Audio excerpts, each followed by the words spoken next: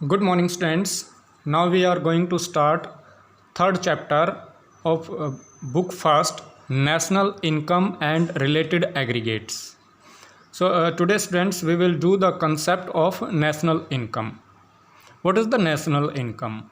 National income is the sum total of factor incomes earned by normal resident of a country during the period of an accounting year.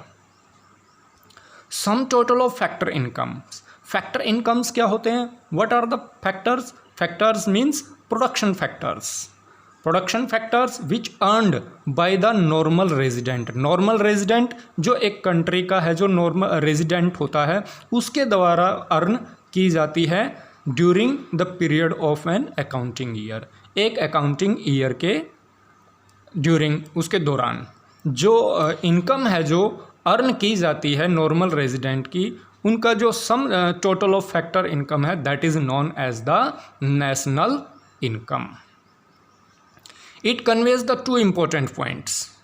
National income includes factor incomes and national income includes income of only the normal resident of a country.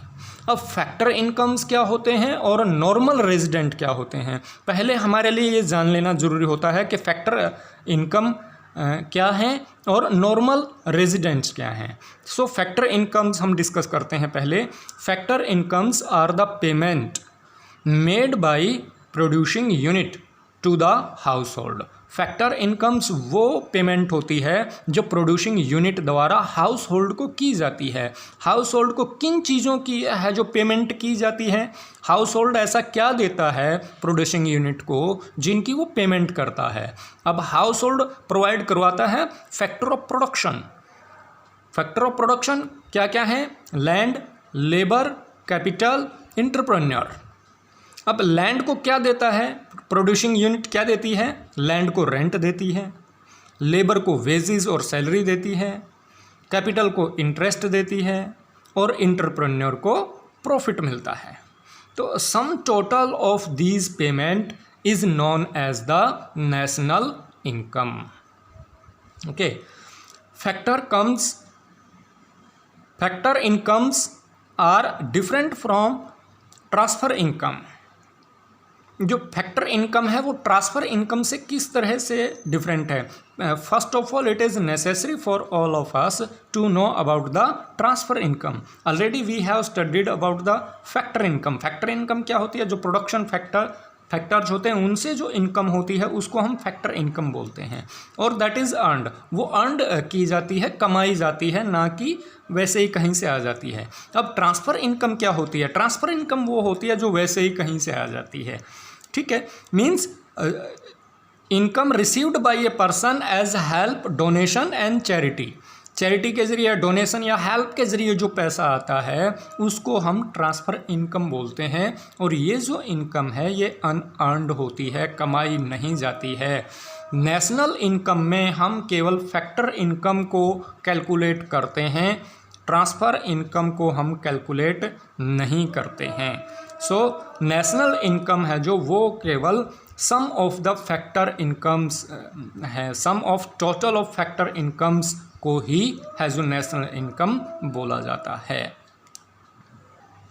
Second topic, normal residents. Who are the normal resident?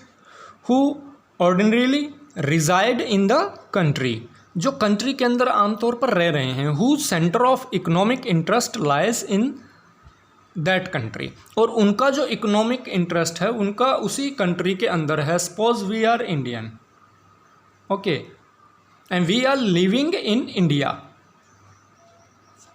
हम जितने भी अपने, चाहे वो जितनी भी economic activity हैं, चाहे वो प्रोडक्शन एक्टिविटी है, कंजप्शन है, या और दूसरी कोई एक्टिविटीज़ हैं, जितनी भी एक्टिविटीज़ हमारी हैं वो सब हम उसी देश के अंदर करते हैं, तो वो हैं जो वो नॉर्मल रेजिडेंट कहलाए जाते हैं। एक तो वो उसी देश के अंदर रहते हैं, दूसरा जितनी भी जो इकोनॉमिक इंटरेस्ट हैं उनके, जितनी भी इकोनॉमिक एक्टिविटीज़ हैं वो उसी देश के अंदर करते हैं तो उनको नॉर्मल रेजिडेंट कहा जाता है। Normal resident of India. अब नॉर्मल रेजिडेंट ऑफ इंडिया कौन कौन हैं और नॉन रेजिडेंट ऑफ इंडिया कौन कौन हैं? जो नॉर्मल रेजिडेंट हैं, Indian working in foreign embassies in India, Indians working in foreign embassies. अब इंडिया के अंदर है बहुत सारी कंट्रीज़ की फॉरेन एम्बेसीज हैं, यूके की भी फॉरेन एम्बेसी है, यूएसए की भी एम्बेसी है और पाकिस्तान की भी एम्बेसी है। अब इन एम्बेसीज में है जो यूके की एम्बेसी है, यूएसए की एम्बेसी है, पाकिस्तान एम्बेसी है, if any Indian is working in these embassies those are the normal resident of India. Okay, Indian employed in world, और इंडिया वर्ल्ड हेल्थ ऑर्गेनाइजेशन के अंदर, सपोज करो इंडिया के अंदर है जो वर्ल्ड हेल्थ ऑर्गेनाइजेशन का ऑफिस लोकेटेड है और इंडियंस है जो वहाँ एम्प्लॉयड हैं, those are also the normal resident of India. And local people working in the office of IMF in India.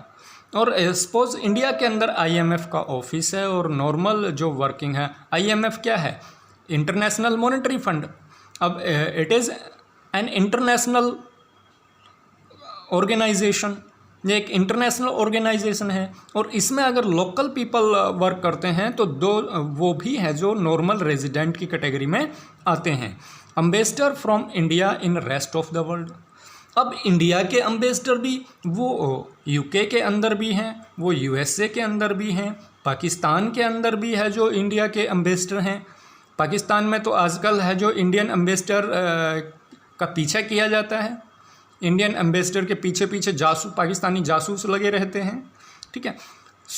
लेकिन ये है जो इकोनॉमिक्स का पार्ट नहीं है, वो पॉलिटिकल साइंस का पार्ट है। लेकिन इकोनॉमिक्स में क्या है, ये जो भी एम्बेसडर हैं, चाहे वो पाकिस्तान में रह रहा है, चाहे वो यूएसए में रह रहा है या यूके में रह रहा है, those are the normal resident of India.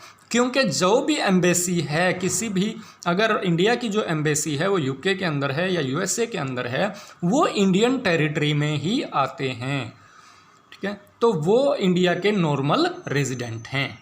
The foreign citizen living in India, और कोई भी फॉरेन सिटीज़न है, यूके का सिटीज़न है या यूएसए का सिटीज़न है और वो रह रहे हैं 1 साल से ज़्यादा से रह रहे हैं, 1 ईयर से ज़्यादा उनको रहते हुए हो गया है, तो उनको भी है जो नॉर्मल रेजिडेंट कहा जाता है। क्यों कहा जाता है उनको नॉर्मल रेजिडेंट?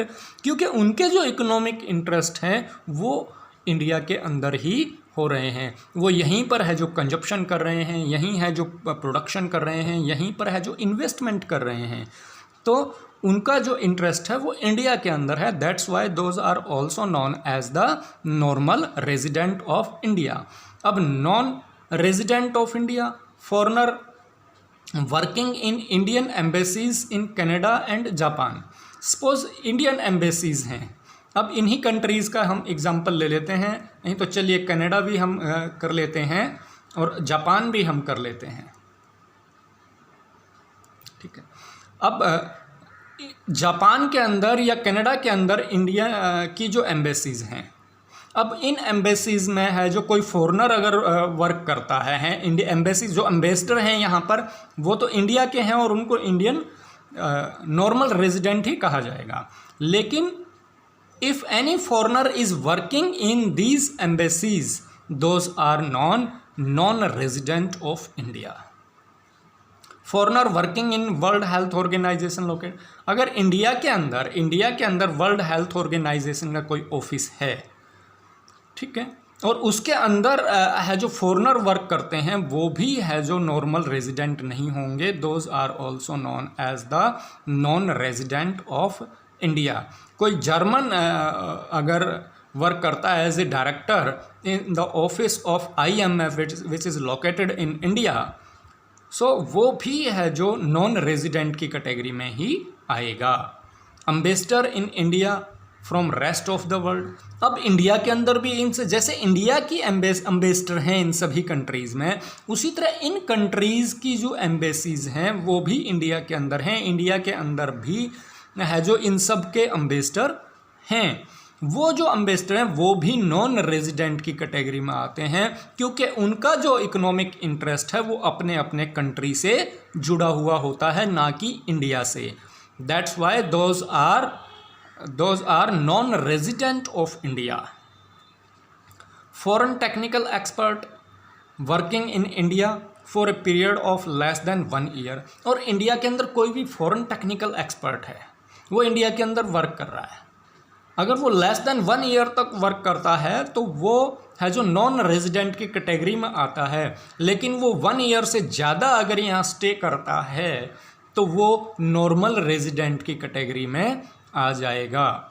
स्टूडेंट्स, अगर कोई किसी भी कंसेप्ट में आपको दिक्कत है, कोई भी कंसेप्ट समझ में नहीं आया है, तो आप मुझसे पूछ सकते हैं।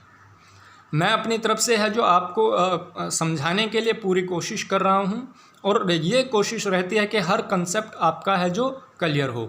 अगर आपको वीडियो या अच्छी लगती है और जो कंसेप्ट हमने उठाया है, जो कंटेंट हमने उठाया वो आपको अच्छा लगता है, तो आप लाइक भी कीजिए और शेयर भी कीजिए। Thank you, have a nice day.